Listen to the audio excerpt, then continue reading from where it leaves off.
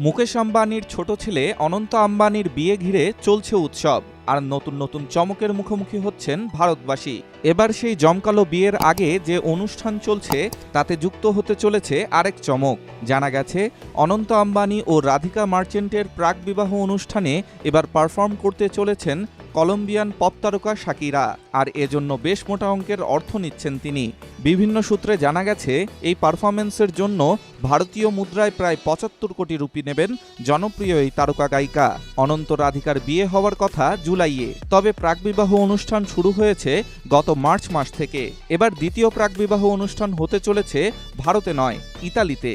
বিলাসবহুল এক ক্রুজে আয়োজিত এই অনুষ্ঠানে শাকিরা ছাড়াও পারফর্ম করবেন ডুয়া লিপা ও এ.আর রহমান।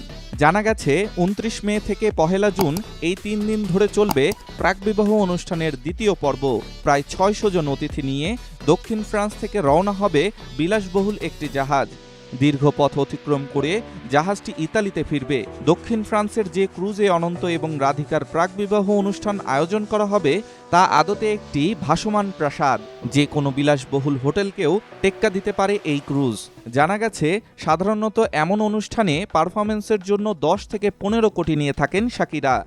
তবে কি আম্বানি পরিবারের কারণে পারিশ্রমিক বাড়িয়ে দিলেন শাকিরা? এমন প্রশ্ন এখন ঘুরছে নেটিজেনদের মধ্যে। শোনা যাচ্ছে এই অনুষ্ঠানে রণবীর কাপুর ও আলিয়া ভাট পারফর্ম করতে পারেন। এছাড়াও সপরিবারে দাওয়াত দেয়া হবে বলিউড বাদশাহ শাহরুখ খানকে। দাওয়াত পাবেন অন্য সেলিব্রিটিরাও। ডেস্ক রিপোর্ট, স্টার সংবাদ।